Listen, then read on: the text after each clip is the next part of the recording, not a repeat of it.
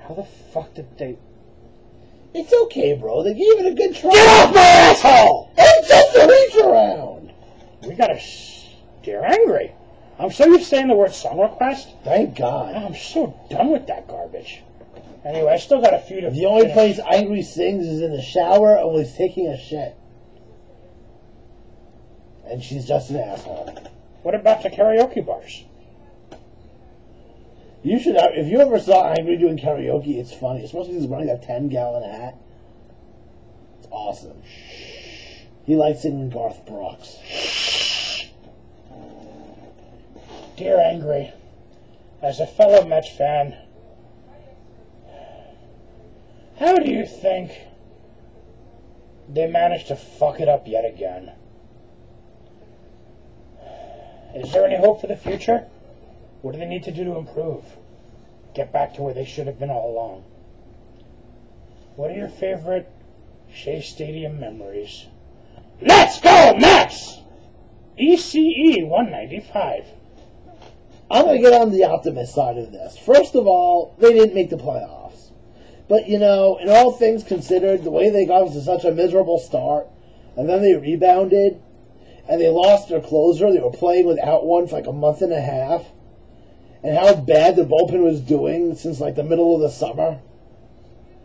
And for the fact that it took them half a year to get Delgado going, and that they had no real second baseman the entire year, and they were only doing like 2.5 pitchers and their starting rotation for most of the year. The fact that they didn't get in by one game shows that it's actually not that bad, at least in my opinion. Are you shitting me? They didn't. Pedro sucked. Yeah. They had no fifth starter. Maine went down in August. They had no closer.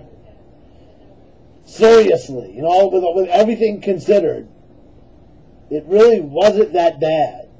Yeah, but they have the second highest payroll in all of baseball. Doesn't matter when half the payroll's sitting on their ass on the DL. And seriously, some of that money is, the payroll doesn't matter when you have 4 years, a shitload of money, and somebody who sucks like Castillo. Yeah, how the I mean, the other half of your money is on a guy like Pedro who's hurt and can't pitch anymore. And don't forget about Moises Alou's contract. Yeah, you see, these are money that was...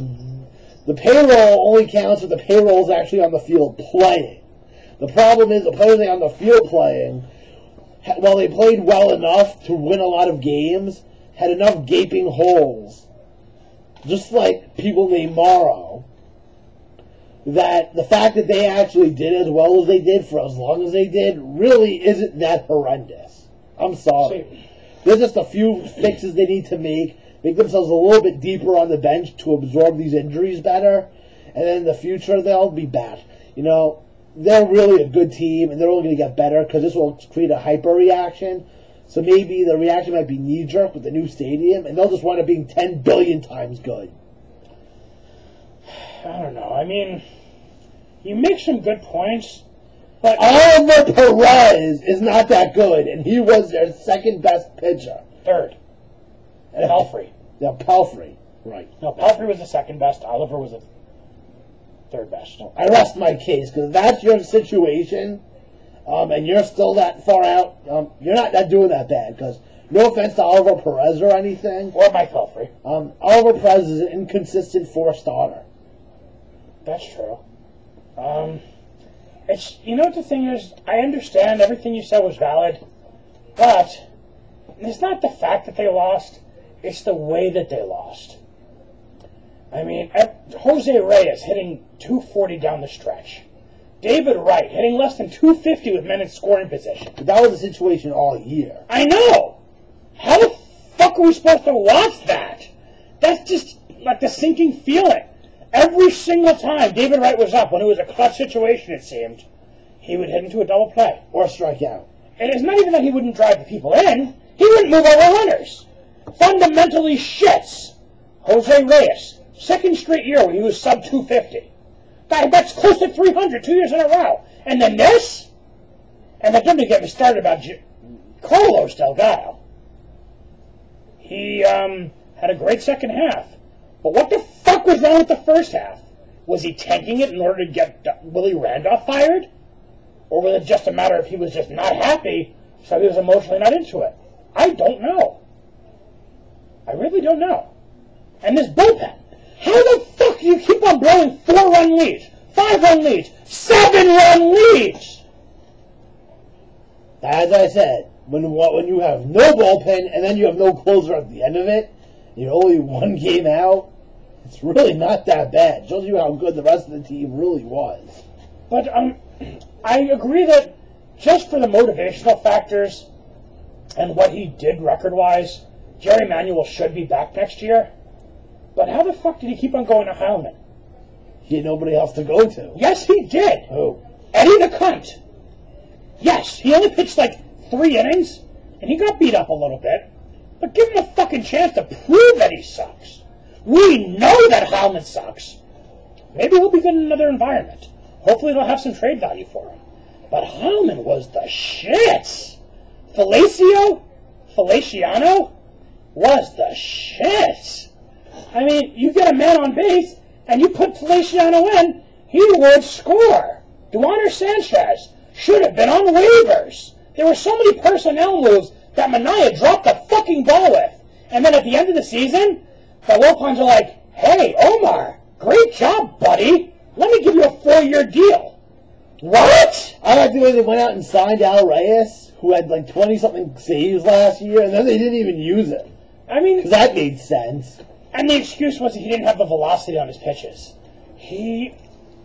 So what? Give him a chance to prove it. All that happens is you bring him out there, it's another alternative, instead of just saying, we're never going to give him a chance to pitch. At least you know he's done it before. Yeah. I mean, Duaner Sanchez had no velocity on his pitches. Every time I saw that douchebag with the glasses in the bullpen, I would just throw up my mouth a little bit. What about Brian Farnsworth? I mean Stokes. Seriously. Yeah. He's a home run waiting to happen. He has a flat fucking 96-mile-per-hour fastball and a hanging breaking ball. No matter what he pitches, if it's not a fastball, it hangs. The guy needs some fundamental help. He has potential. He definitely has potential. But right now, it's like, he's just batting practice. The Mets had nobody to go to in a close game, and that's the bottom line. And that's on Manaea. And you can't really sit here and expect your starter to pitch 8 innings. Yeah, but it's, how do you have a final week of the season like the Mets had? They just stopped hitting? How do you just stop hitting? The week left in the season. I know, yeah, they're hot and cold streaks, but when the fucking chips are down, the great players really do come through consistently. This is 2 years in a row. Beltran kicked ass. Delgado kicked ass. Wright was wrong. Reyes was hot trash. Ryan Church is the reason why I'm an atheist. Now, I hope that they pick up K-Rod. If they don't, they better fucking get Fuentes. Mets fans will not tolerate not getting one of those 2 guys. Keep that in mind. As far as the free agents, who do you like? Orlando Hudson. I like him too, second base. A.J. Burnett. Yes, he's important. How about Derek Lowe? I like Derek Lowe. We're also on the cheap. Randy Wolf. Randy Wolf would be good. Gotta like those cheap lefties, he'll come for nothing. Yeah. Maybe Ryan Dempster, but he might cost too much money. Ryan Dempster would probably be too expensive. I do not want Oliver Perez back. No, thank you. I pass. I want somebody who can throw strikes, please. Thank you. As far as our favorite Shea Stadium memories, wow, this could really be 2 Dear Angries. And I hope I'm not boring you guys, but my favorite is obvious. Buckner, period. I'll go with one I was at a game for. There was a Pirate fan in 1990. Back when Barry Bonds was on the Pirates. It was the last game of the year. The Mets were not good yet. And he just kept chanting MVP every time Barry Bonds came to the plate. Every time a Met struck out swinging, he would go, I can feel the breeze. The flags are waving. Finally, in the 9th inning, Barry Bonds is batting.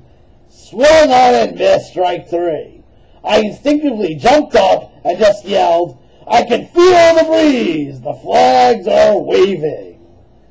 Everybody gave me a standing ovation, and I had people stopping me 5 from 10 sections away. That was funny. We have a lot more to say, but only 10-minute time limit. I'm not paying for a YouTube account, so we gotta go. Let's go, Max. The time limit has expired. This match has been declared a draw.